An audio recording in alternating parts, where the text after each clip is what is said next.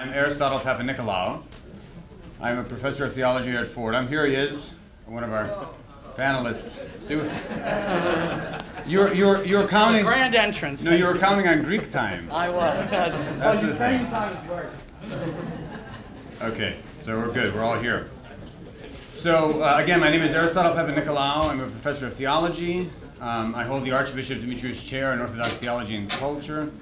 And together with my colleague, George Nimakopoulos, who's over here, we are co-founders of the Orthodox Christian Studies Center. The other really important thing that you need to know about me is that I'm the one here who knows the least about things that are happening in the Ukraine and Russia and Putin and religion. So I'm going to be the one who speaks the least here. But what I need to do is introduce to you the panel. And the structure will be that they will each, because we really want this to be more of a conversation style, they will each give a short 5-minute presentation, and then we will open up the forum to a discussion amongst themselves with members of the audience. We will be taking questions. However, the questions will be in the form of note cards. So you should have note cards, and we will ask you, if you do have a question, to please write your question, and the questions will come to me, and I will be going through the questions and delivering them to the panelists. As you may discern, it may be difficult to really get through all the questions, so we ask for your patience and forgiveness with that, but we do encourage you to please write down any and all questions that you would hope to be addressed through the panel. Okay. So, welcome to Putin, Religion, and Ukraine, our panel. I want to introduce the panelists and just really just get going from here. I'll begin with I'll follow sort of the order here at the table. And first we have Olena Nikolayenko, who is an assistant professor of political science at Fordham University. She received her PhD from the University of Toronto and held a postdoctoral fellowship at Stanford University's Center on Democracy, Development, and the Rule of Law. Her current book project focuses on nonviolent youth movements in post-communist states. Next, we have Adrian Kereknitsky, who is a senior fellow at the Atlantic Council, US, where he co-directs Ukraine programs. He is also the founder and managing partner of the Myrmidon Group, a business advisory, and co-executive director of the Ukrainian Jewish Encounter.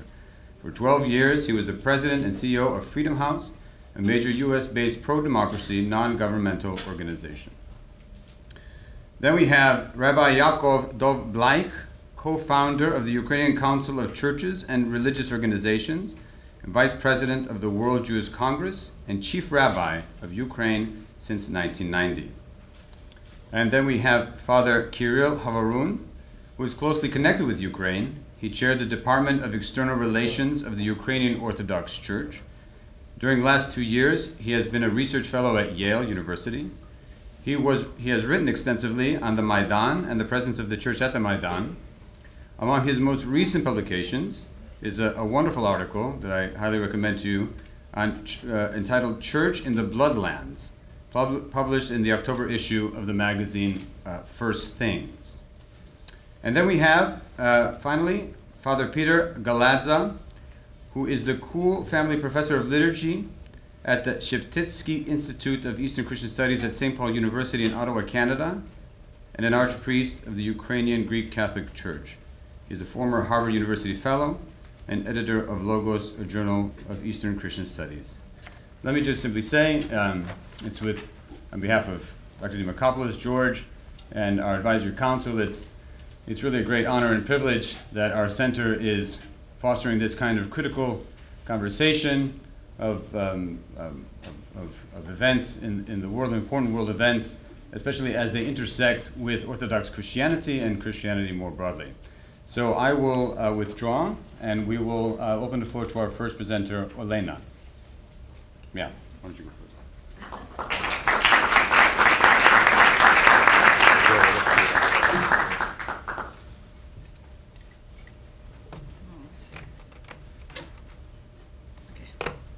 I'll be the only one who uses the PowerPoint, so that's why I go first. Okay.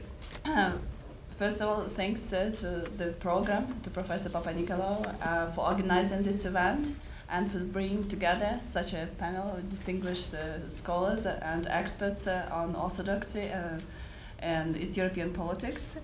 As a political scientist, I'll try to situate our today's discussion in the political science literature and then discuss some public opinion data that is related to the linkage between religion and politics in Ukraine. One of the main questions in political science literature is, are certain religious traditions incompatible with democracy? And this question has been put on the academic agenda, especially in the post-World War II period, when social scientists were looking for answers to explain the breakdown or survival of democracies in the world.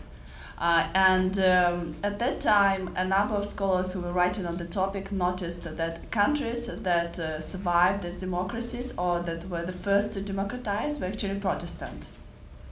Then, I mean, you can think about the United States, the United Kingdom, Scandinavia, and other religions initially were considered as somewhat incompatible with democracy. Later, especially after the Second Vatican Council in the 1960s and the election of John Paul II as the leader of the Catholic Church, scholars began to revise the contribution of the Catholic Church to democratization processes. And then we could see in the 1980s how in Latin America, where the majority of the population is Catholic, citizens underwent transition to democracy. So that's why these two religions sort of belong on the first line. But then there is still a lot of debate about the linkage between other religious traditions and democratization. There is a lot of skepticism among political scientists that Eastern Orthodoxy, Confucianism, or Islam is compatible with democracy due to some of the doctrines that these religions propagate. In the 1990s, the very importance of religion in influencing democratization processes have been questioned by social scientists, and some scholars pointed out that when we try to explain the linkage between religion and democratization, we should not take any religion as monolithic, because there are multiple interpretations of different religious doctrines. That's why some scholars use the phrase multiplicality of religious tradition. While at the same time, some critics countered it with an argument that even although might be different interpretations of a particular religious tradition, the religious doctrine, still there is a dominant discourse, and there are some central values and principles that stay at the core of a particular religion.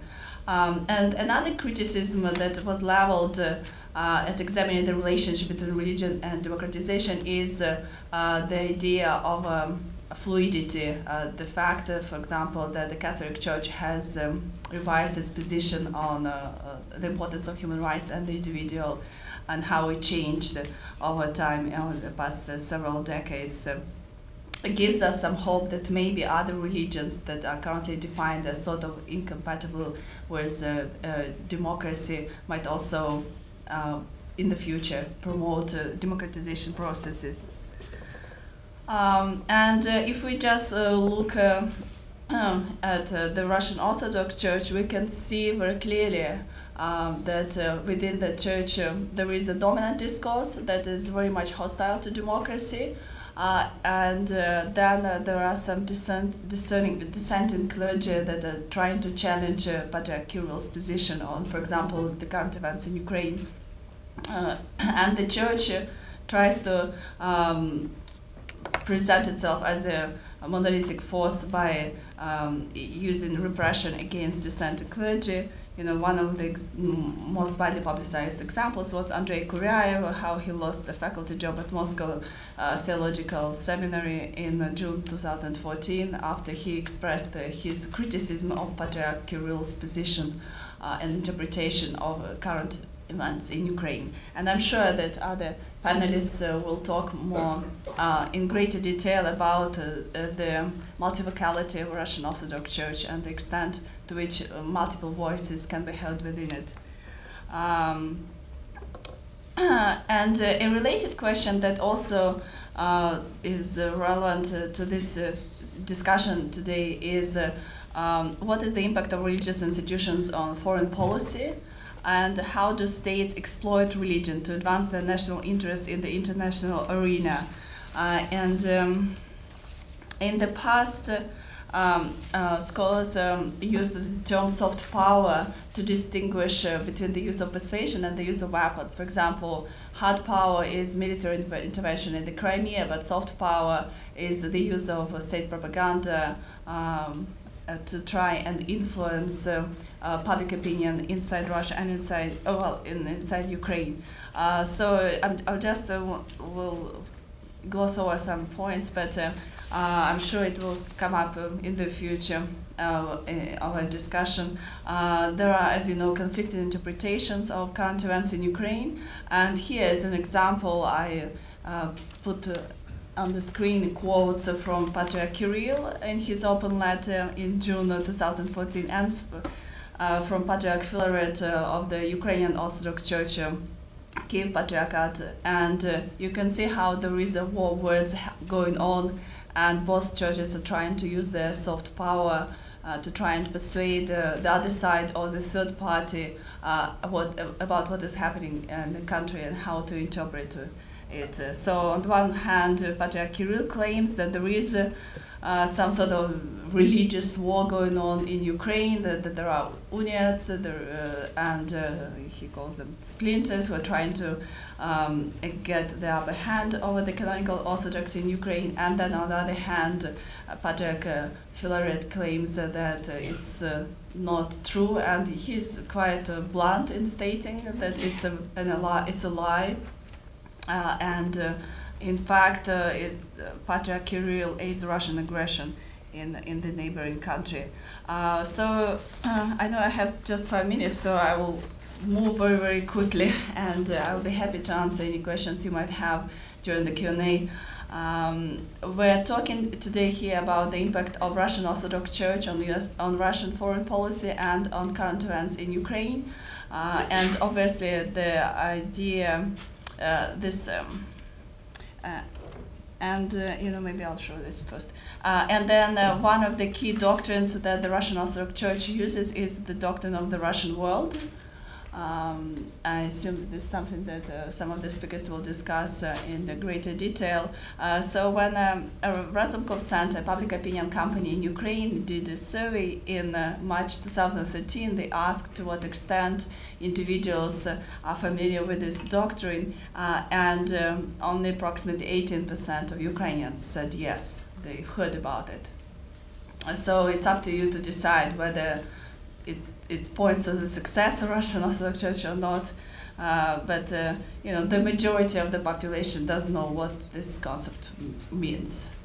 And what is even more striking, when just a few months ago, in April 2014, the residents of Donetsk region were asked what attracts them in Russia. Culture did not come up first. They could name several attributes of Russia that they find appealing, and you can see that the first 3 were all related to economic issues, economic stability, high wages and pensions, political stability, and only 15% at most of residents of Donetsk Oblast felt that culture is what attracts them, and here by extension we can think about religion. So it's not the first thing that comes to mind, and that's why it's there is still some hope that some the Ukrainian Orthodox Church can step in and win over this this population. In Ukraine, there were some interesting trends happening over the past 15 years, and as with the language, some people switched from identifying with the Ukrainian to identifying with the switched from identifying with the Russian to identifying with Ukrainian. So if we look at this graph, and that shows how many people identify with a particular strand of Christianity over time from 2000 to 2014. So by the very end for me shows how many people identified with the Ukrainian Orthodox Church Moscow Patriarchate, and there has been a change over time, because it initially increased from approximately 9% in 2000 to 23% in 2010, but then it dropped to 17% in 2014. And if you look at the next bar,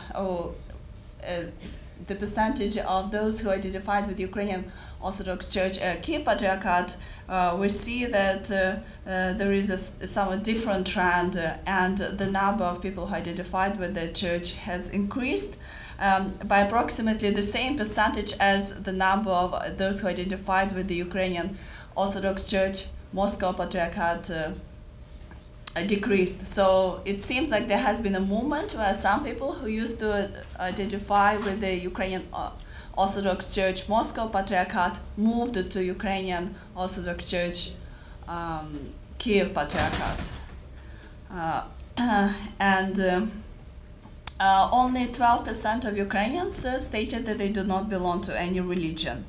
But again, here there is a very interesting footnote as far as regional differences in Ukraine. Only 3% of those who live in Western Ukraine reported that they do not identify with any religion, and as many as 21% in Eastern Ukraine. So some historical legacies still persist, and those who live in Eastern Ukraine tend to be less religious. Another cross-regional difference is related to public confidence in church, here you can see that across time, I apologize it's in Ukrainian, but it's very kind of easy, I assume, to follow, because it shows that approximately 2/3 of Ukrainians place trust in church, and there has been very little change over time. It fluctuated between 63% to 65% between 2000 and 2014. But there are discernible cross-regional differences, and in residents in Eastern Ukraine, there is much less trust. It's 88% of those who live in Western Ukraine trust church, and only 53% of those who live in Eastern Ukraine. So there is a 35% difference between them. And in contrast, the level of trust, public trust in church in Russia is lower. According to the Nevada Center, it hovers somewhere around 40 up to 48.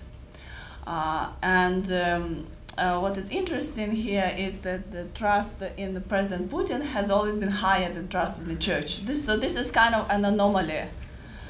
Because in all the other countries, especially in Ukraine, if you look at the public opinion data, the incumbent president always has very dismal public opinion approval ratings, maybe with the exception of Yushchenko immediately after the Orange Revolution. All the other ones had very low levels of trust. In Russia, Putin is the most trustworthy individual. And of course, this data stops at 2013, and right now his approval rating is approximately 88%, according to the public opinion data. This is just, I thought I will come last and sort of sum up what has been discussed, but instead, I tried to throw some ideas about the linkage between religion and democratization at the very beginning, so that it will invite you to think further where the cases of Russia and the cases of Ukraine fit in this debate about the impact of Eastern Orthodox and democratization. Because if you look at the case of Russia, then obviously the Russian Orthodox Church inhibits democratization processes and speaks more or less with one voice.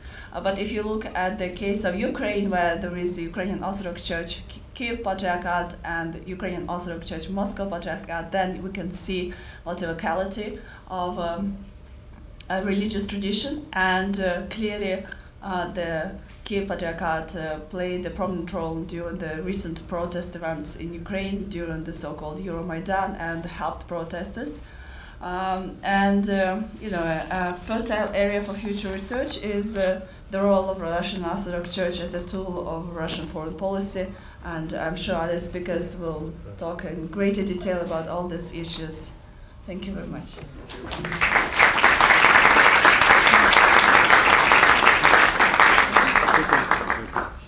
Thank you, Elena. I'm going to invite the panelists just now to just sort of keep going. Let me just say, I think actually it was good that you went first because it provided a good statistical overview of things happening in the Ukraine.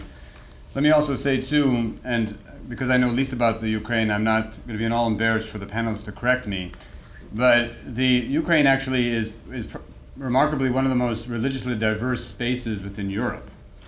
And the largest is the Orthodox Church, the Orthodox Christians, the people who identify as Orthodox Christians, let's say.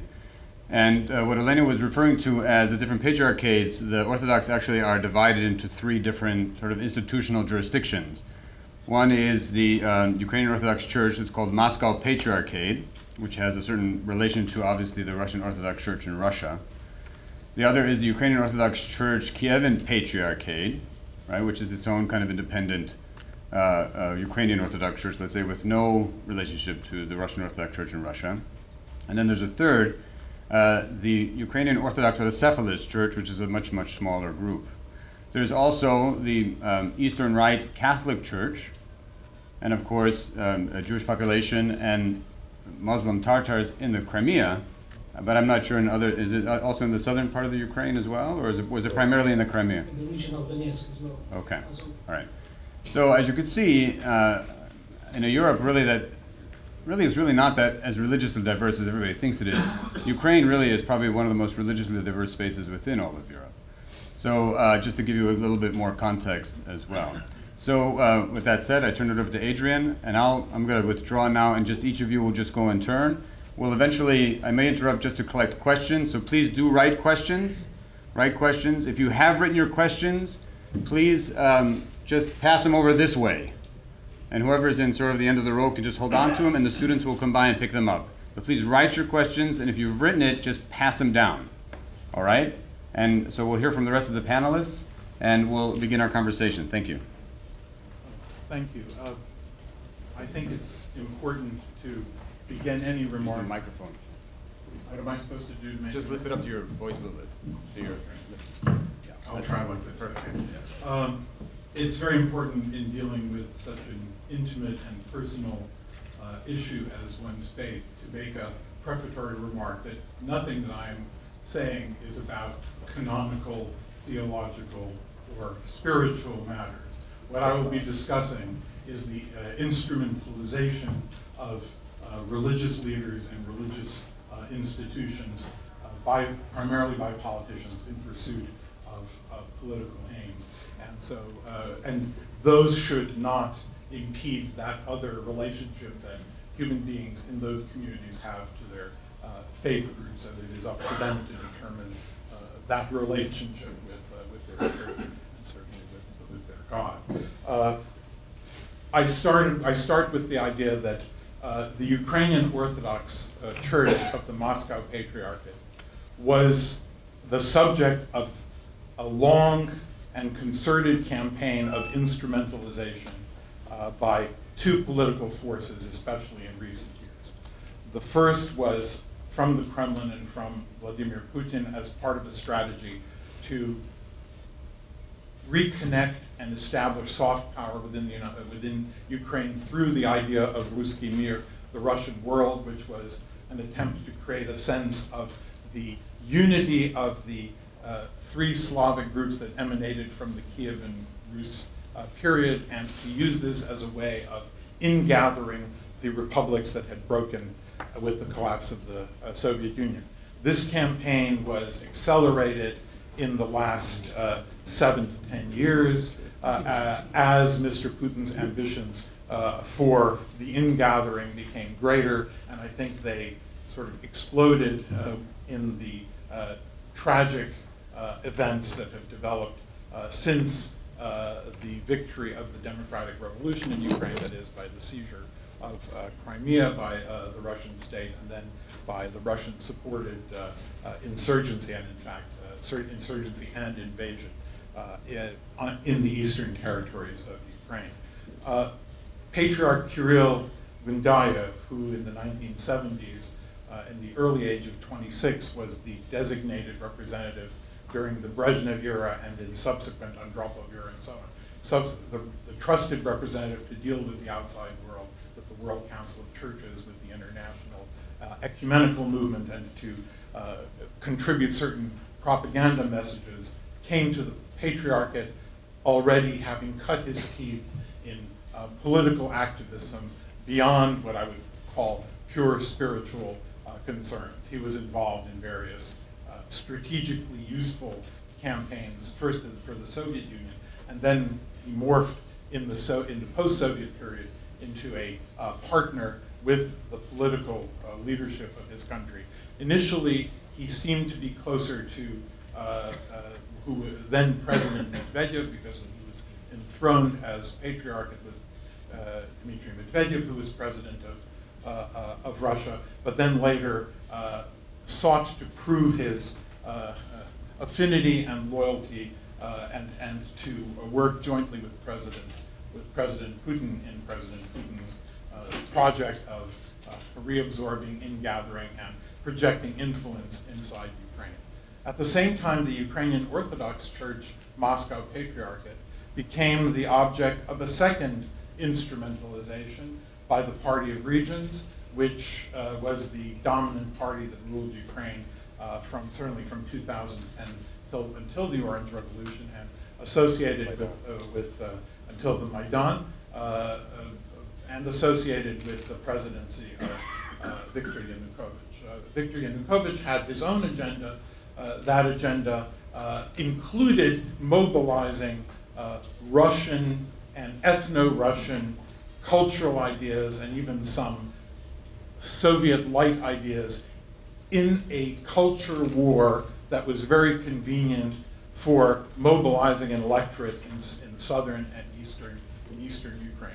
So the Orthodox Church, whatever its the views of its individual bishops and clergy, was subject to these two very powerful forces. So we all know, let's just sort of shoot fast forward, and this instrumentalization has created serious problems for the church, partly because of, one, the Maidan and the political revolution in which the majority of the participants in the Maidan, and certainly the majority of the citizens of Kiev, are Orthodox Christians and participated very vigorously in the toppling of the regime with which the church had a forced but close political relationship, the regime of Mr. Yanukovych, and that pressure was exerted even to the point of developing criminal cases against important, independent, high-ranking clerics to pressure the metropolitan of the church to respond to the pressure of the state.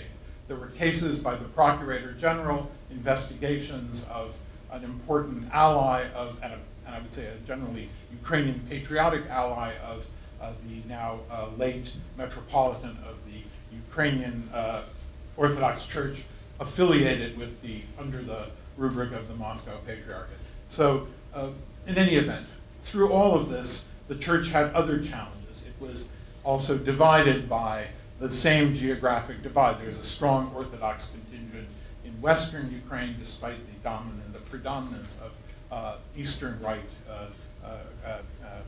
Catholicism. In Western Ukraine, there is still a very large cohort. Many priests come from Western districts, etc. So all these factors were at work. So let's fast forward.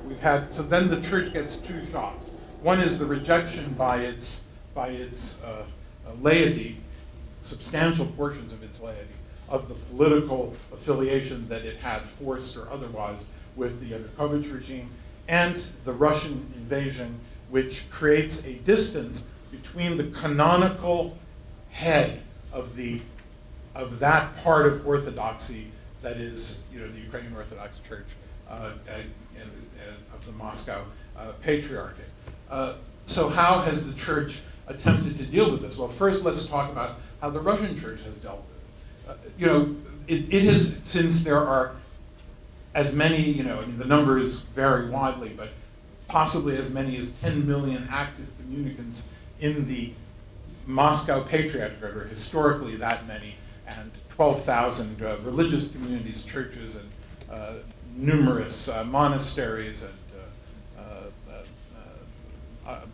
theological academies, and so on and so forth. All those kinds of assets are linked to the Moscow Church, to the Moscow Patriarchate. And so Patriarch Bundyayev, Patriarch Kirill, has adopted, I would say, even though he has been critical of the role of non-canonical movements and the Greek Catholic Church in the changes that have occurred in Ukraine, he has also been careful he's used the term между osobnym drań, right? So an internecine conflict, with sort of saying that there is no just war cause in the resistance. He's sort of, even though, and interestingly, even though Crimea has now become a part of Russia, the Crimean Orthodox Church in Crimea is still jurisdictionally affiliated with the Ukrainian Orthodox Church of the Moscow Patriarchate. So there are all sorts of anomalies. Similarly, in the rebel-held regions, those churches are officially structurally under the jurisdiction of the Orthodox Church. At the same time, the pressures and the anger at what is going on and Moscow's behavior and the distance that it has created between Ukrainians and Moscow and the relationship between Putin and and Patriarch Kirill has driven communities in central and western Ukraine to press for disaffiliation. Some churches have moved out of their affiliation with the Moscow Patriarchate. The movement is not significant yet, but there are already signs of this growing crisis and disaffiliation within the church. So all this, so basically, you have this church community, which represents about probably at this point, less than half of the Orthodox communicants, and now a clear minority of Christians in Ukraine, is facing a severe crisis. It's facing a crisis of disaffection by its laity. It's facing revolts in various church communities. For example, in some communities, Cherkasy Oblast in western Ukraine, the name of Kirill is no longer mentioned during liturgies, during services. So all these kinds of factors are creating intense pressure, and the church clergy and the church leadership are not really responding adequately, in my view, to the pressures that have come from all of this. Now, of course, people will argue that churches needn't respond to pressures, but it seems that they're fixed on canonicity, which is the only, I think, argument for them to be in communion with the Moscow Patriarchate. But other than the canonicity and acceptance by other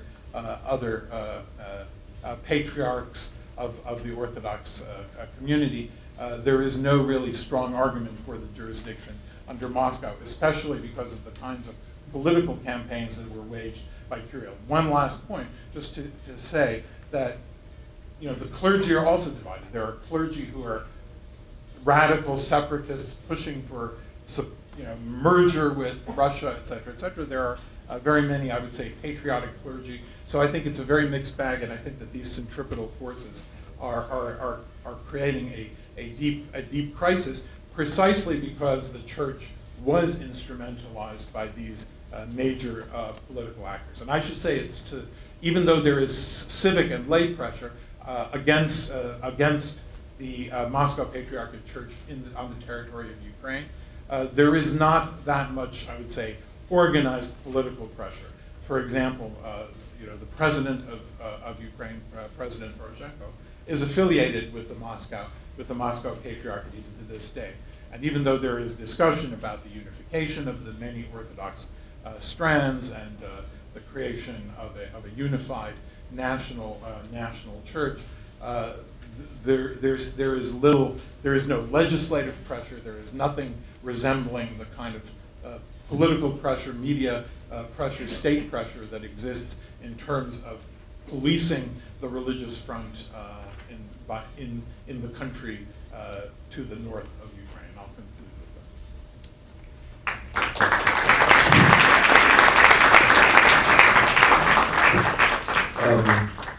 First of all, let's just start saying that it's good to be at Fordham. My grandfather immigrated from Belarus in 1917, graduated Fordham Law School in 1928. Top of his class, Jewish, Orthodox. Brought a lot of people together, right? I just wanted to say one very short thing that, how exciting it is to be here. I was once at a conference in Israel, must have been in the late 90s, and one of the meetings was Jewish life in the former Soviet Union. And I was supposed to speak there, and I come in, there were 3 people in the room. And I said, okay, that's the interest in Jewish life in the former Soviet Union. So I guess that the interest in Putin and religion in Ukraine is a lot greater here in the United States than, I don't know if we would get this type of crowd in Ukraine even to come hear about these things. I guess everybody's sick of hearing about it there. But I want to just make something very clear. Putin has been trying to use and has been using religion to try and take Ukraine. Not only Orthodoxy, but even Jewish religion, okay? And we had a case, thank God it was temporary, when they actually, it may sound funny, but they tried to set up Moscow Patriarchate of Jews. And it's not funny, it's sad, because what happened was that the Moscow Jewish community, which is controlled to whatever extent by the government, because everything is controlled. All of what we call civil society is controlled in Russia. They actually try to get pressure with many different types of ways the rabbis in Ukraine to elect a chief rabbi that will receive, and did receive actually for 5 years, his salary from Moscow.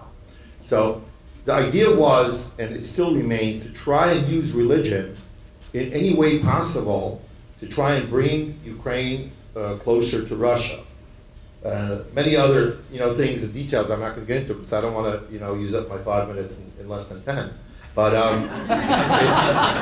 what happens is that these things, these little things, like all of a sudden Kiev, you see on the website, for instance, of the Russian Orthodox Church, when Kiev had the Moscow Patriarchate, was a totally separate, so to speak, affiliate, and suddenly it disappeared, and everybody was afraid that again the Putin and the Russian Orthodox Church will try and just swallow the Ukrainian Orthodox Church, the Moscow Patriarchate, and try to really bring Ukraine that way to into Russia. Now, I want to take one step back in the history about what happened to Ukrainian Orthodoxy. Okay, I'm talking about Orthodox Christianity, not Judaism. But I think it's important for us to know that at the beginning of the 90s, when they split, when the Ukrainians set up the Kiev Patriarchate, right? Many people were upset. Nobody understood what was really going on and what was the idea. Why did they have to do it? Why didn't they wait? If they would have waited. And at that time, the chairman of the council was called Sovet Podolam Religia, which was the Council for Religious Affairs, was a guy by the name of Nikolai Afanasievich Kolesny. He was a very, very nice guy. He was a Soviet apparatchik, and he ran the religious, and he refused. He refused to allow a Kiev Patriarchate to come. He said, its time has not come yet. and it's going to cause a schism, and it's going to cause a fight and everything else. And basically, he quit, and they put somebody else in there temporarily who okayed it, and that's how it happened. Now, again, I study it as an outsider, but when I looked at it, I always said, you know, probably the Ukrainians at that time, Soviet-style thinking, were thinking, no, religion does have the power to become more powerful than the government.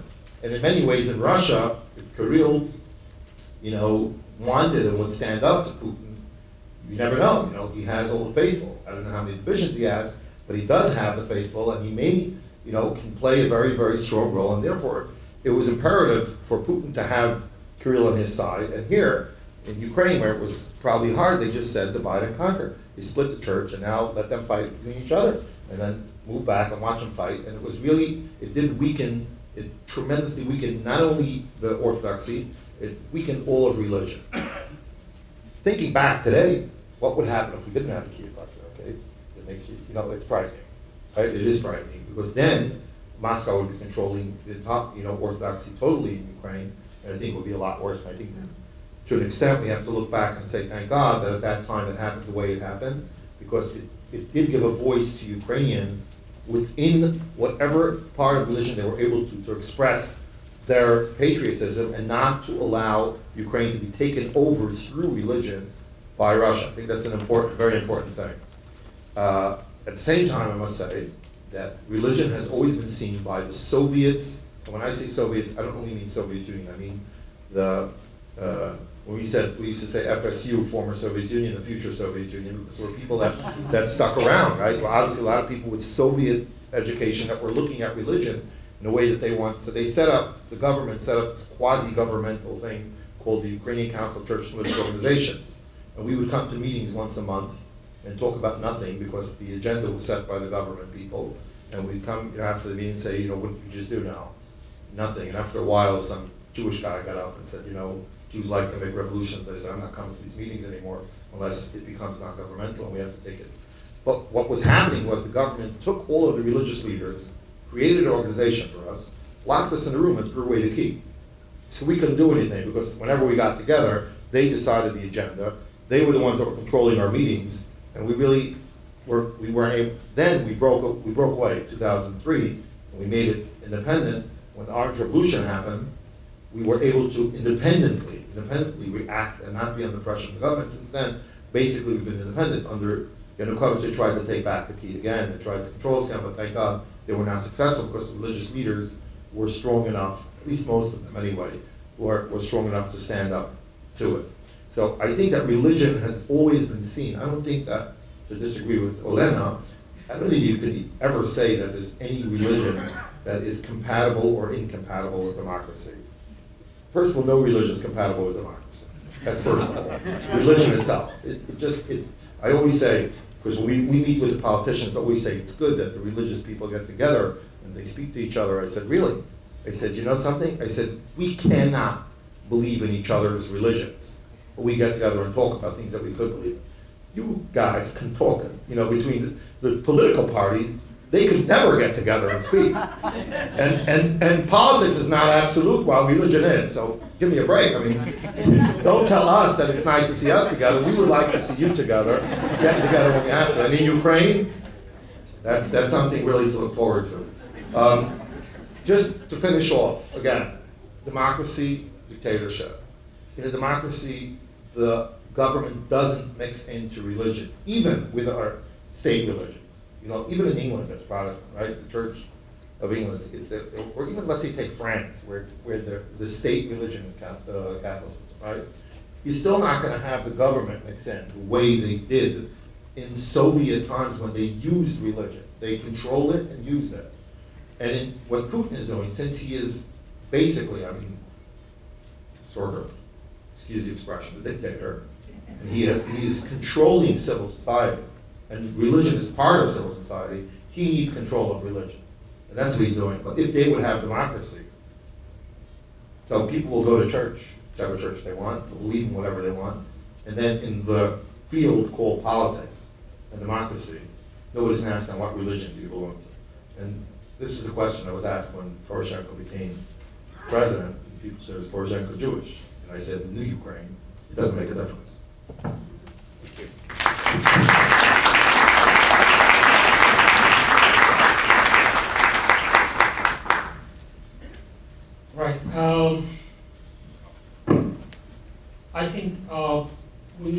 start our discussion concerning the triangle Putin-Ukrainian religion with the Maidan, because the Maidan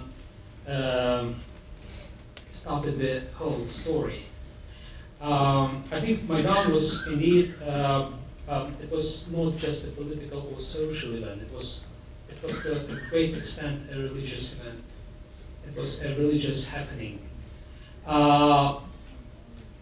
In many senses, well, people came to the Maidan, they prayed together, they prayed so in such a mass that we can say that the prayers on the Maidan probably were one of the most massive collective prayers in Europe. People expressed themselves through the religious symbols. They brought icons, they used slogans from the Bible, they appealed to ethical values with very emphatic religious language. So Maidan was a religious event. In this sense, I would answer the question of Olena concerning compatibility of religion and democracy. Maidan demonstrated that democracy and religion are compatible, because people came to Maidan in order to pursue democratic values, and they expressed their desire for the democracy, for democratic values, through the religious terms. And the churches were there on the Maidan. And it was a unique momentum for the churches to contribute to the formation of the civil society on the Maidan, to contribute to the development of democracy of Ukraine, and they did so. Ukrainian society is not quite a post-secular or a secular. It's not even a post-secular society. In some sense, it is a pre-modern society, because it never lost its religion. Even in the Soviet Union, the Ukrainian people remained religious, especially in the western part of the country. And this almost pre-modern, attitude to religion expressed itself very obviously on the Maidan. So Maidan was a religious phenomenon, a phenomenon which also led to democratic changes in the Ukrainian society. Then the anti-Maidan happened and continues even now in the east of the country. We can see the resistance of the local population in the east, and more important, the resistance of Moscow to the changes in Ukraine as a sort of anti-Maidan. I would present the scenarios of the anti-Maidan, both during the Maidan, during the winter, last winter, and now the scenario of resistance to the changes in Ukraine, the scenario of aggression, invasion of Ukraine, as a kind of mirror of what happened in Kiev on the Maidan. But not exactly what happened on the Maidan, but how Maidan was perceived by those who didn't like it. What I mean, there was a distorted picture propagated from the Russian media and from some media in Ukraine about, with a certain projection of a certain interpretation of the Maidan. And this picture was distorted. And then what happened in the East is exactly a mirroring of this distorted picture. And because in this distorted picture of the propaganda concerning the Maidan, which presented Maidan as a violent event, with far-right extremism and with different outbreaks of violence, exactly this picture was implemented in the anti-Maidan. And because the Maidan initially was a religious event, its distorted picture also reflected this religion component and was implemented in this. So we see now the anti-Maidan, which is going on in the east of the country, as a religious phenomenon as well. But this is a different kind of religious phenomenon. So we speak about two different approaches to religion on the Maidan and in the east of Ukraine right now. And the token, the proof of this religious dimension of the resistance in the east of the country are such things as for instance, the Russian Orthodox Army, or people who, the separatists, the terrorists who fight in the east. They also bring their icons, they get their blessing, they have their priests who bless them, so they are motivated religiously. The revolution of dignity on the Maidan had a counter-revolution of what I call paternalism in the east of the country. And both revolutions have developed their own narratives, and each narrative features a very strong religious language. I would like to address shortly what kind of religious language or what kind of religious narrative works in the east of the country, in the east of Ukraine. I would interpret this narrative, this language, or this religious phenomenon, or socio-political, religious phenomenon, in terms of civil religion, in terms which are familiar to the American public, because, well, the concept of civil religion was invented here by the sociologist Robert Bellah, who interpreted the American Civil War fight for independence as a civil religion. So I would say that this is a kind of civil religion that which is being designed, constructed to handle as a weapon to the fighters in the east of the country. This civil religion is a strange thing. It is strangely constructed. It combines the element of the old imperial Russian narrative, which includes such notions as Moscow, the Third Rome, for instance. It also includes some elements of the Soviet period, with featuring like persons like Stalin, who is on the saint list of the saints of this civil religion, and it also features some modern figures like Putin, who is also a kind of prophet of this civil religion. The difference, well, the idea of the American civil religion was to legitimize the American government when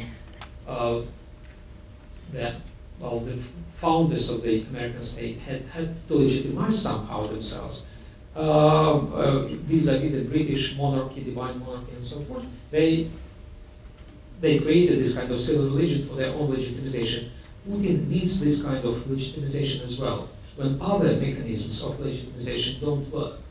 There are no elections in Russia, so there are no legal, common political means to legitimize this regime, so he needs a civil religion. And this civil religion has been designed not by the politicians, like in the case of the US, but by the church. And this is the difference. So the church has contributed significantly to setting a special civil religion for the Russian political regime. If you take the American civil religion, which is based on the essentially biblical textual values, like the Declaration of Independence, the American Constitution, which are like biblical texts. In case of Russia, the councils play this role, because the councils are important, more important even than the texts for the Orthodox tradition. Therefore, such councils as the World Russian Council, Всемирный Русский Народный Собор, it's a kind of conciliar way of setting up, legitimizing this civil religion.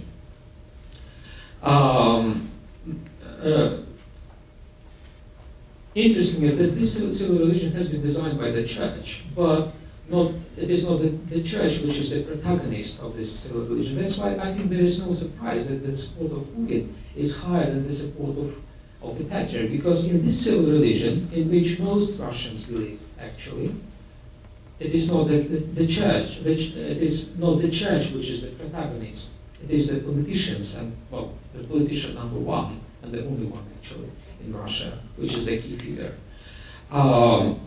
The most powerful part of this civil religion is the concept of Russian world. It is a part of this narrative. It is a complex thing. It is a complex concept. It was invented, I think it was coined in late 1990s by some Russian political technologists, like Shadrovitsky, I think, who are following somehow the German ideas like of Herder in the 19th century Germany, who wanted to create the idea of culture, Russian culture, as overarching over the territories which the Soviet Union lost. They invented this kind of Russian world, the idea of Russian world. And then the church took over and enhanced this concept. So this is a very huge mobilizing force which drives people to kill each other in the east of the country, unfortunately. That's why if we want to help Ukraine, first I think we need to deconstruct this kind of civil religion, which is unfortunately very harmful to Ukraine. Thank you.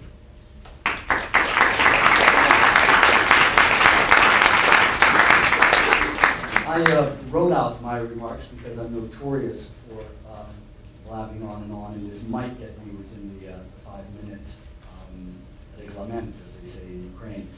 And I also wrote my remarks with the view to the fact that this wonderful Eastern Orthodox Studies program is part of a faculty of theology, so you'll see I have a kind of theological bent to what I have to say. Having spent a year as a political science major during my undergraduate days, it would be very easy for me to color my remarks with a heavy dose of secular politics. Of course, everything we'll be discussing tonight is political. But those of us in this panel who share the same Christian faith as apparently Vladimir Putin and his associates do, need to be careful. Ultimately, and remember, people of faith, it's ultimately about the ultimate, right? There's no sense in talking about religion if you're not going to take religion seriously, right? I mean, you can do it, but that, of course, leads to the very problem that we're discussing tonight, which is the instrumentalization of religion, as Adrian Putinism said so well. So ultimately, nothing is gained by the kind of discourse that flouts the Christian conviction that on the cross, human power and might were exposed for all their hollow vanity. I have a remark here, an expression of profound sympathy for those who died in Ukraine, but in the interest of time, I'll move on. And the sympathy is for both Ukrainians and Russians, and regardless of what side of the barricades they're on or we're on. Vladimir Putin's campaign in Ukraine is ironically tragic, because in addition to everything else, it will ultimately achieve the exact opposite of its ostensible goals. Now, of course, Putin's ostensible goals and his actual goals are in some cases rather different. But there are many people throughout the world who actually give credence to the ostensible goals. Read some of the French press, not to mention some of the other press in other countries. Hopefully we'll discuss some of this during the Q&A. Putin's campaign in Ukraine is also tragic because the natural goodwill between Ukrainians and Russians that had predominated during the period of Ukrainian independence is now being sorely tested. There was even an organic reconciliation taking place between Ukrainian Greek Catholics on the one hand and the Moscow Patriarchate in Ukraine on the other. It had been evolving for more than a decade, but it has essentially, at least as far as I can tell, come to a kind of halt. There's a stop button that's been pressed for all sorts of very understandable but nonetheless tragic reasons. Now, should anyone wish, later I can detail the ways in which the Greek Catholic Church of Ukraine and the Moscow Patriarchate have been cooperating there in Ukraine and even in North America during the last several years. Turning more directly to Putinism as a religious problem, allow me to recount the very public event of 2008 that in many ways symbolizes what we are up against. I was actually present in Moscow's Christ the Savior Cathedral on May 7th, 2008, and actually Ogorun was there too. He was in a slightly different part of the church. But anyway, both of us were actually there when Vladimir Putin ensconced himself on the ambo in the center of the royal doors between Patriarch Alexei of Moscow and Metropolitan Lav of the Russian Orthodox Church outside Russia, and delivered, this is Putin, delivered a thoroughly secular speech extolling the fatherland, Отечество, extolling the fatherland and the church's role in bolstering the fatherland. The occasion was the reunification of the ROKOR, the Russian Orthodox Church outside Russia, and the Moscow Patriarchate. Now you need to understand that even during the Romanov era, the Tsar was never allowed to speak from the holy space of the royal doors. So the expression union of throne and altar has rarely been realized so graphically. That kind of political intrusion into the sacred occasionally reveals itself in the pronouncements of Metropolitan Hilarion Alfeia. And this is really tragic because the man is well educated. He should know much better. He's got an Oxford PhD.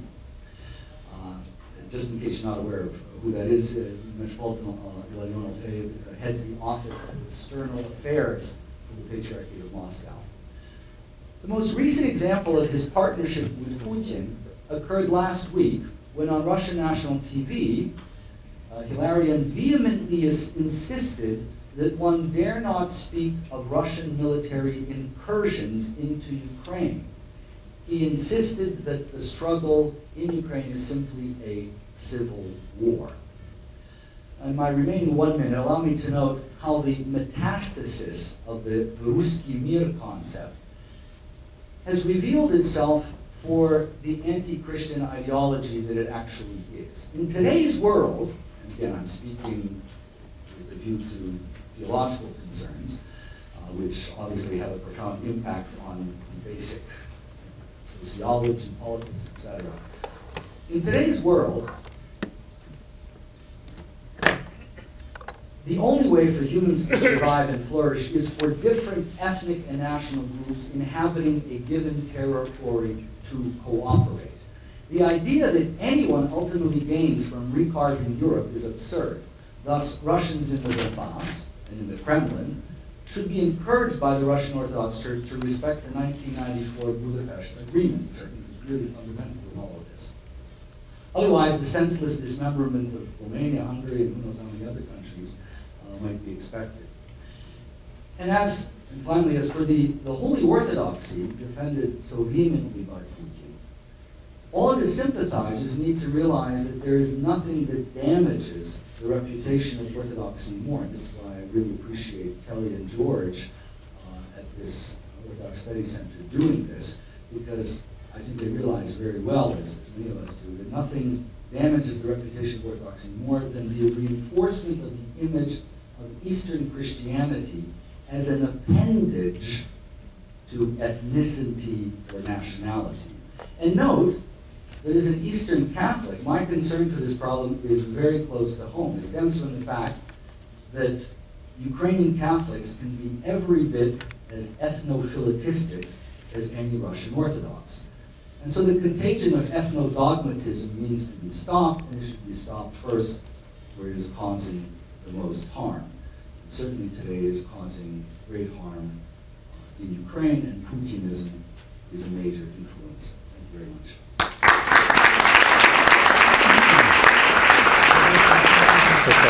Thank you very much to all our panel members. It was a very rich set of presentations from which I learned a lot.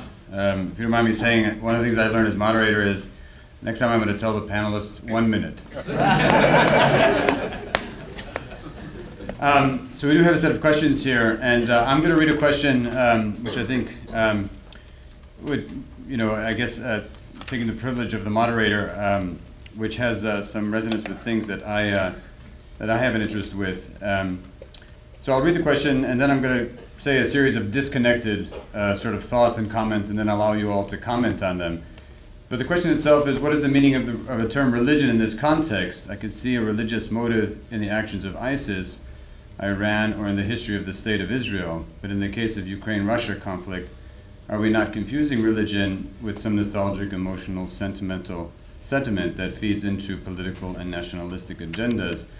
And it makes me think of the issue of the relation between religion and nationalism and ethnic identity. And I remember reading something that Father Gladza had written that said that Ukraine actually wasn't, this is, you can correct me if I'm wrong, wasn't really nationalistic at all, which for me somewhat connects to, interestingly enough, how it is a kind of diverse religious space. So that kind of connection between a kind of denationalization in relationship to a certain kind of religious pluralism.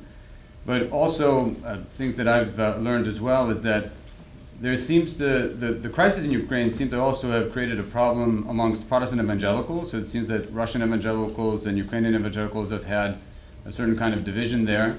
And I believe also, but I stand correct, I'm happy to stand corrected, also between Russian Jews and Ukrainian Jews as well. So one of the things I find interesting in terms of Russia is that over the past 20 years, one of the things they've accomplished is a refusion of what it means to be Russian with Orthodox Christianity, which is something the communists really tried to destroy. And so in some sense, you have 80% of Russians declaring that they're Orthodox, but 7% going to the church, right? So we have the emergence of the Russian Orthodox atheist, right? Just like you have the Greek Orthodox atheist in Greece, because to be Greek is in some ways to be de facto Orthodox, and if you're not, then you have to have a series of explanations. So I guess my broader question is then, you know,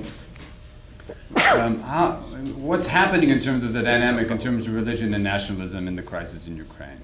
Both in terms of the side of Russian kind of incursion in Ukraine, both in terms of what's happening within the Ukraine, how the crisis has affected that relationship, and how, in some sense, it's changed the dynamic within the Ukraine itself. So, Adrian, and then please the rest of the panel. Let me just speak to one dimension of it, and that is to return to the question of Ruski Mir, the Russian world.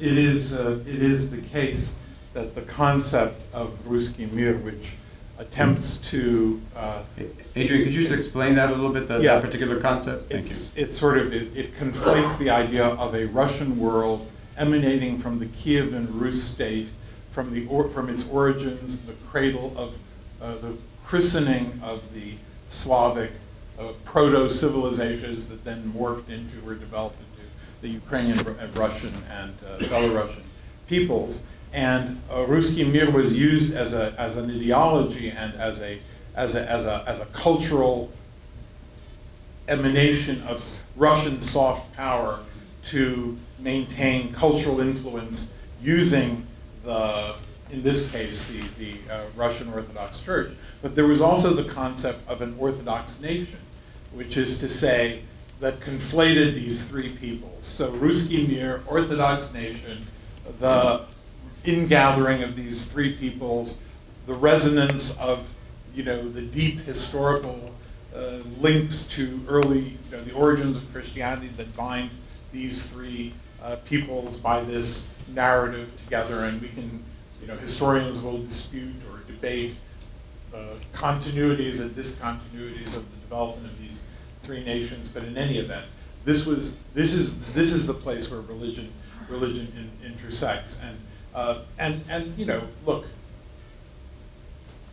is faith injected in this? Is there a different understanding of Christ's teachings in this process? No, we're talking about the use of religious moments, the use of pastoral visits to give political messages in addition to the normal pastoral messages. And it is this investment of, we've had it in every movement. We've had liberation theology, we have, conservative politics. Americans know all about this, moral majorities and various religious movements that conflate all these ideas. So it's very hard to separate those two things out, and it's extremely hard to do it when the state is using a church which it privileges, and I think some of you know that the Russian Orthodox Church traded free tobacco and tax-free tobacco and alcohol for many years.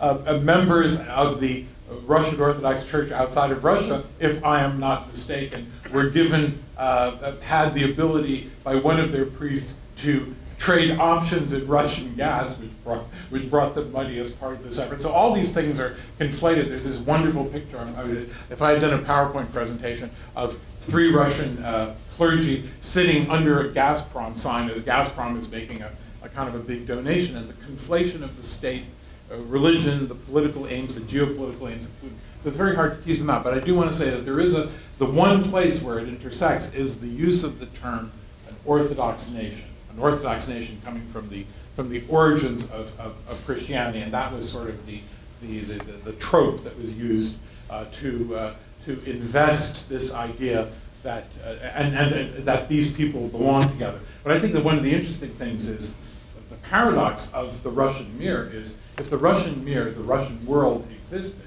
there would be no need to have to carve up the territories of other countries, because these countries presumably would have such harmonious cultural relations and understanding. It's the fact that there is an artificiality to the Ruski mir, that it is an interposition of a state policy by an aggressive Russian state that is the proof that this is not a sort of a natural construct. I'll give it to the rabbi, but before Rabbi, the only thing I want to say, just to be a little bit of devil's advocate, is that the idea of the Russian world is an idea of a spiritual unity that is transnational. Now, I get it that he's using it a certain kind of way, but it's supposed to be a use of religion in a positive way, in some sense that it transcends national divisions and boundaries. Go ahead, Rabbi. It's funny, we'll be here all night talking about what things are supposed to be. Talk about what things are. I just want to speak about, you mentioned something about Jews in Russia, Jews in Ukraine. There was an attempt at the beginning of the Maidan, after, I should say at the beginning of the end of the Maidan, at the end of the beginning of the Maidan, to try and place the Jew against Jew, the Russian Jews against Ukraine. There was a tremendous pressure brought to bear on the Jewish community in Russia for them to criticize the Jews in Ukraine that were pro-democracy and pro-Maidan. Tremendous pressure. We won't get into details now. But basically, we met. I met the chief rabbi of Russia. Criticized each other, fought around a little bit in the press. Then we met. And we said, listen, if you continue this, the old joke, you hit my Jews, I'll hit your Jews. And we basically said, listen, it's not a Jewish fight. It's not a Jewish fight. It has nothing to do with us. Let's try and keep out of it. And we've been trying ever since. But I want to touch on a question that's has been asked. But people have I have Ukrainian flags on my car, on the window, going out there, flags. And I drive around Jewish neighborhoods in New York. I get a lot of different comments, pictures, and all kinds of things. And people ask me this question: are Ukrainians anti-Semites? And this is part of the conversation that I had with the chief rabbi of Russia. I said that in the last 400 years, you could probably point to 20 or 25 years that Jews and Ukrainians fought, and Ukrainians may have been killing Jews, stuff like that. But I can point to 400 years of Russian anti-Semitism, nonstop, by czars. As a matter of fact, I found something interesting in literature, talking about the 18th century. When the Russians were fighting the Poles, they said, well, the Russians don't kill us, they just beat us. Poles, they have capital punishment. So, if you want us to love the Russians, because they only beat us, not kill us. So that, that's something with the Jewish community in Ukraine and Russia. And Jews in Ukraine never called themselves Ukrainian Jews until the Maidan. So we have to thank Putin for bringing that nationalism, that pride to Jews in Ukraine. Jews in Ukraine don't want to be called Russian Jews anymore. That's what they were called throughout the years. So there is a certain amount of nationalist pride that has cropped up in Ukraine. And I say, in Hebrew, there are 2 words for nationalism. One is extreme nationalism, and one is what I call healthy nationalism. And we have to understand that nationalism isn't a negative thing. It's a feeling of pride in your nation, which if it's, used in the proper way, you can't build a nation without it, basically. Yeah. Ukrainian patriotism has come because of what Putin has been doing. He has strengthened Ukraine in many, many ways. I want to mention another two things, because these things keep on coming up about the Ruski Mir. We have the Ruski Evreiski Mir also, by the way. It's not, you know, people don't know about it, but it's important to know.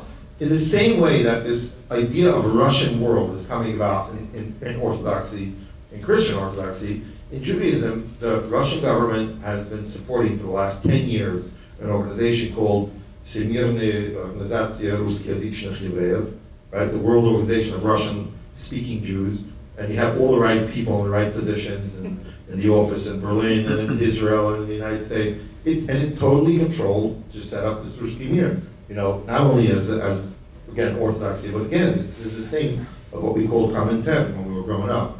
And I just want to point out, just to finish again with your question about the issue of the church and the actual way Putin and Putinism is able to support Russian nationalism and the soft Russian power in Ukraine.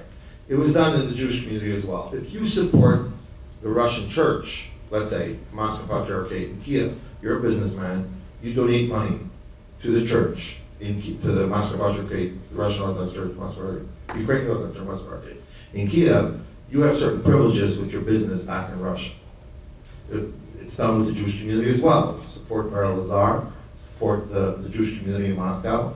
There's many people that, you know, if you make your donations in the right times, the right numbers, then, you know, you have a certain amount of protection from the government. But because the Jewish community is controlling and doing things that are important for the Russian government. So there is, you know, this mixture. Again, so it's in some ways not right to say Putin, religion, and Ukraine. It's Putin and Ukraine, and then everything, religion, business, money, politics, nationalism, and everything that, you know, including the kitchen sink. Right. Well, and it's interesting, hand it over to Father Kirill or to Father Peter, but Elena's statistics really do indicate that the real thing going on here is ethnicity, is nationalism, is, because in some sense, yeah, because in some sense, I'm happy I'll mix it later. Yeah, it's sort of, it's kind of mixed up, but there's a certain kind of sense in which what matters most to people in some sense is really a certain kind of ethnic, national pride in some sense, and Russian world is being kind of funneled into some kind of. Are you talking about Russia or Ukraine? Well, I would say both, but again, I stand to be corrected. Well, I'm happy to be corrected. If I may just point something out, what's really paradoxical is that obviously in an age or at a time when there's aggression from without, normally you would have a rise in nationalism.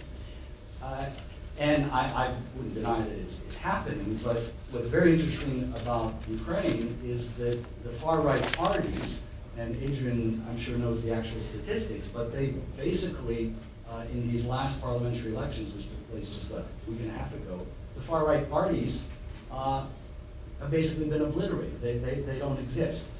Where the national sentiment, if you want to call it nationalism in this case, where the national sentiment has gained is in the religious communities, because what's happening in the Moscow Patriarchate in Ukraine is that there's now a greater use of the Ukrainian language. There are parishes where they've actually stopped commemorating patriarchal. So that's quite paradoxical. And I'll leave it at that. Yeah, Father Kirill. Yeah, well, just to combine the comments, I just want to say that the concept of the Russian world was, as I started explaining in my introduction, emerged in the late 1990s as an idea of commonality of language. It was a community, a commonwealth of the Russian-speaking people everywhere, because the Soviet Union collapsed, and how the technologists in the Kremlin wanted to somehow to bring those people together through the language. So it emerged as a Russian-speaking community worldwide, mostly in what they called the close, overseas. And then it continued as a community of the common religious values, of the same church, of the same spirituality, and that was a dramatical development of the church, of the concept of the Russian world, and it happened in early 2000s, I would say. And interestingly enough, that the concept was reinvented in early 2000s on the basis of the concept of the Huntington's concept of civilization. So there was a transformation of the idea of the Russian world as a community of Russian-speaking people to the idea of the Russian civilization, the Huntingtonian concept, and then it came back dressed again as a Russian world, but now understood as a world of common religious values. And interestingly enough, that on all those layers, the concept of the Russian world has been challenged severely in Ukraine. In which sense? The propaganda wanted to present the conflict, wants still to present the conflict in the East as a conflict between the Orthodox and the Greek Catholics, between the Russian-speaking and the Ukrainian-speaking, and this is wrong. Because essentially what we have in the East is a conflict among the Orthodox, mostly Orthodox fighting the Orthodox.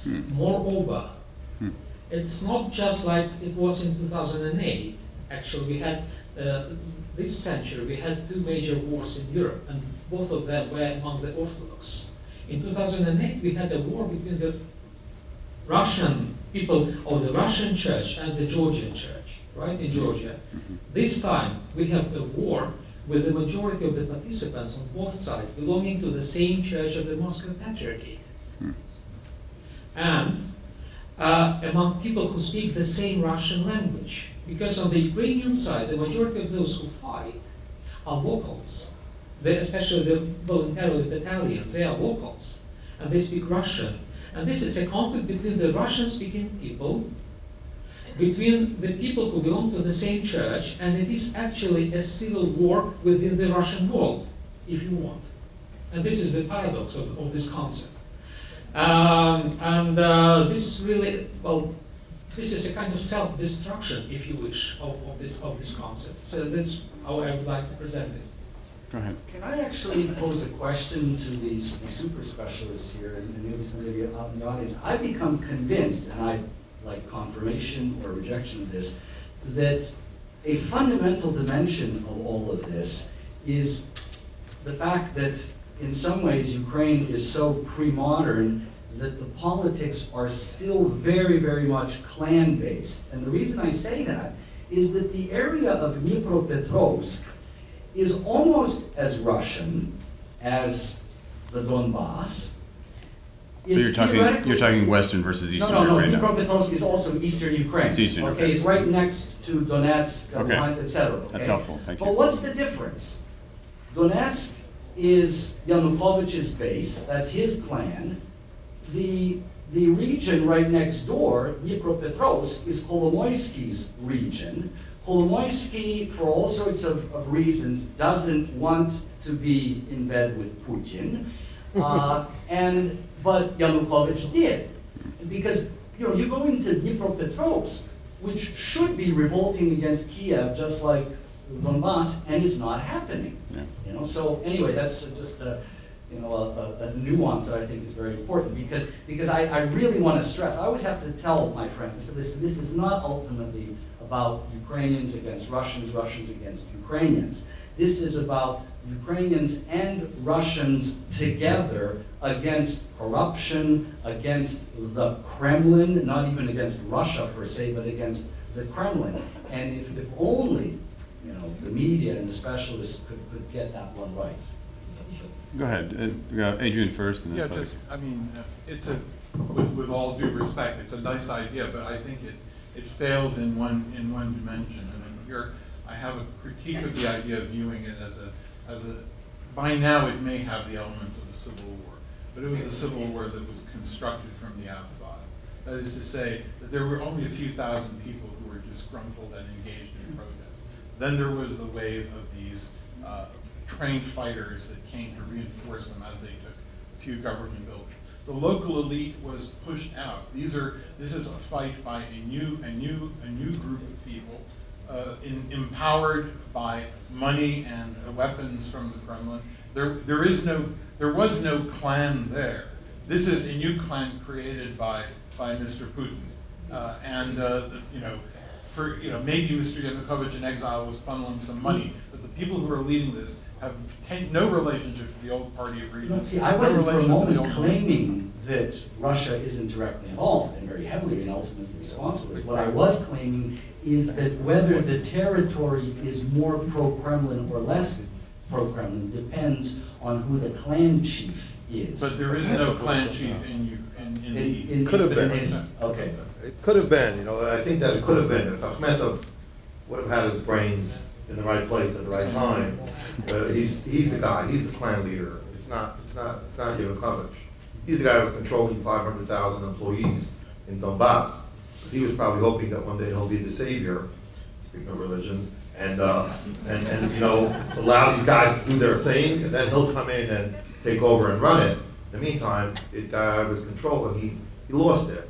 Kolomoisky, he's Jewish. Jews like to make revolutions. Just kidding. He got up. He got up at the right time. He was smart. He saw where it's going. He put his foot down. He got his people together. They protected him.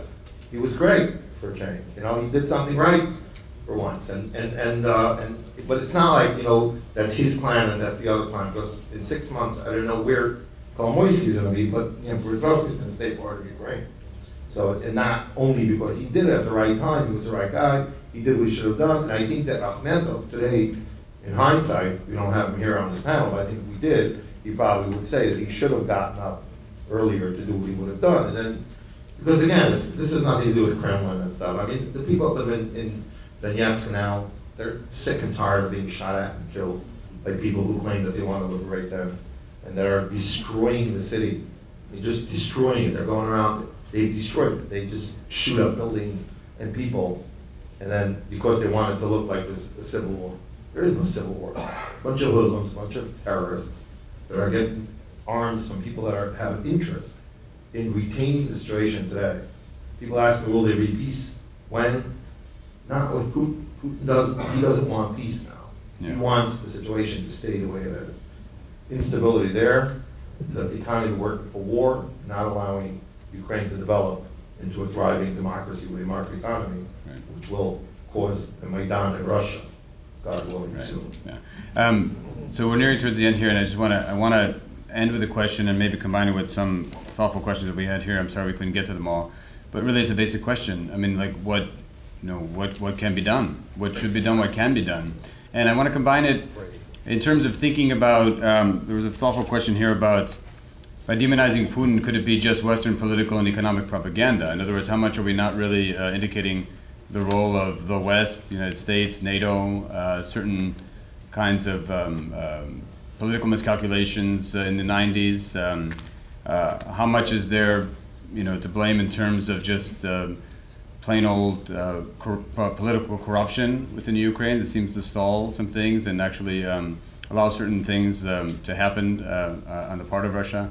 I mean, given all that, and just in terms of the role of religion, I mean, Father Kirill, you mentioned the Maidan was a positive role of religion just in action, spontaneous, right? So we see that religion can have a positive role and be delinked from these nationalistic kinds of considerations, right? So what can be done, Father Kirill?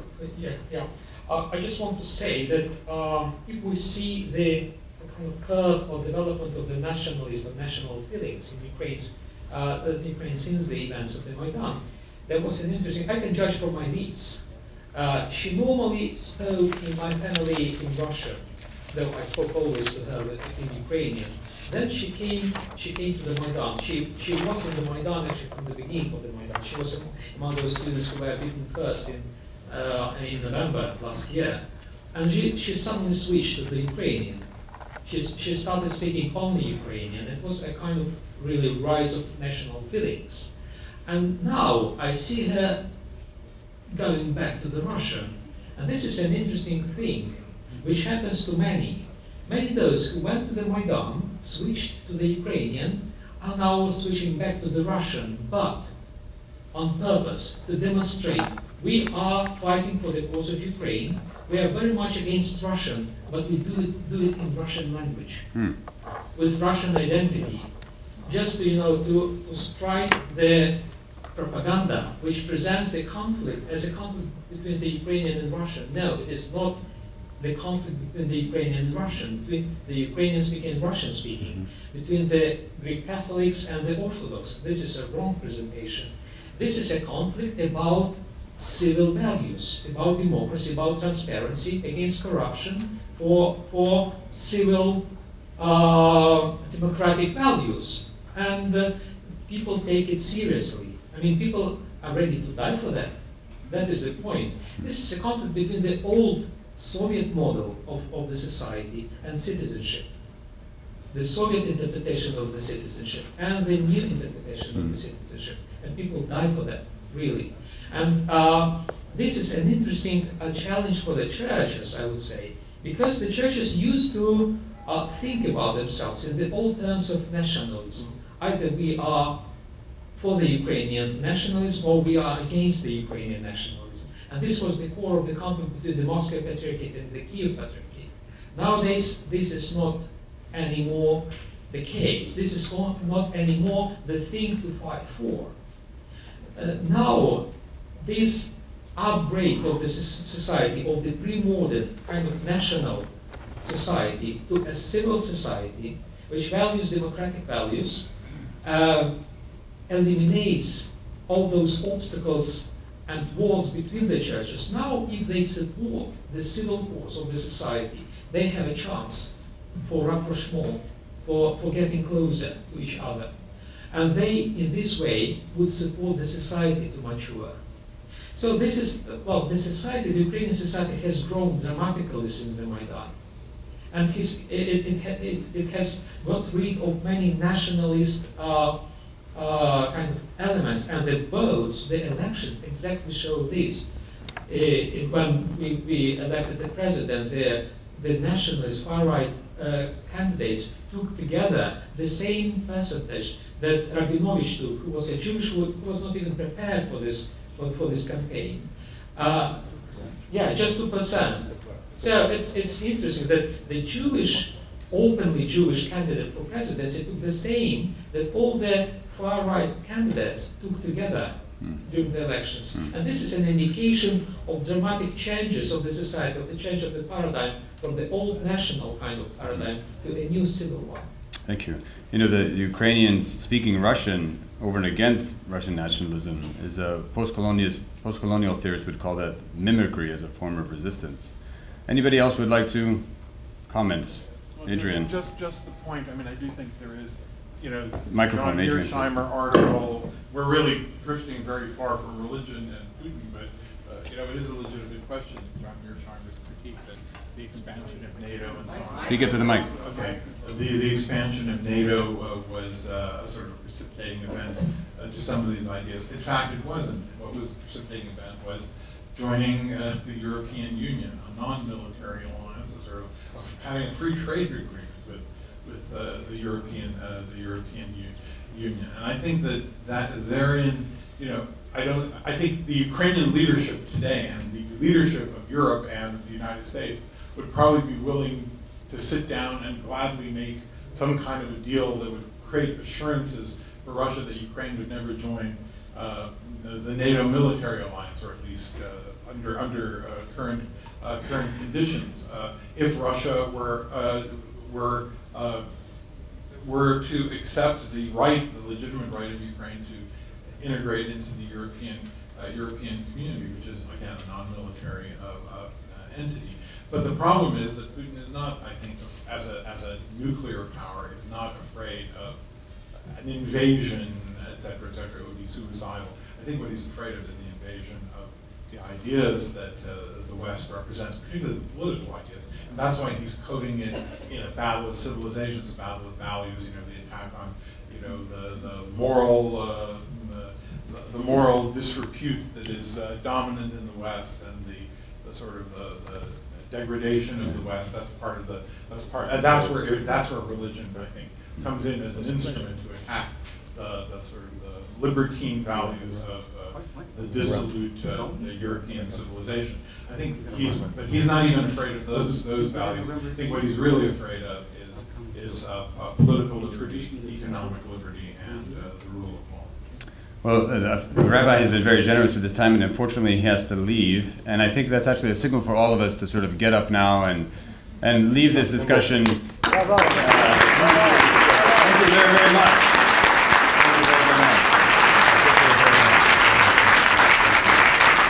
I want to thank all the panelists. Thank you very much again to you. A very rich discussion. We hope to have this on our website. Please visit us at www.fordham.edu/orthodoxy, and please look out for future events, and we'll maybe find a way to keep this conversation going. Thank you very much.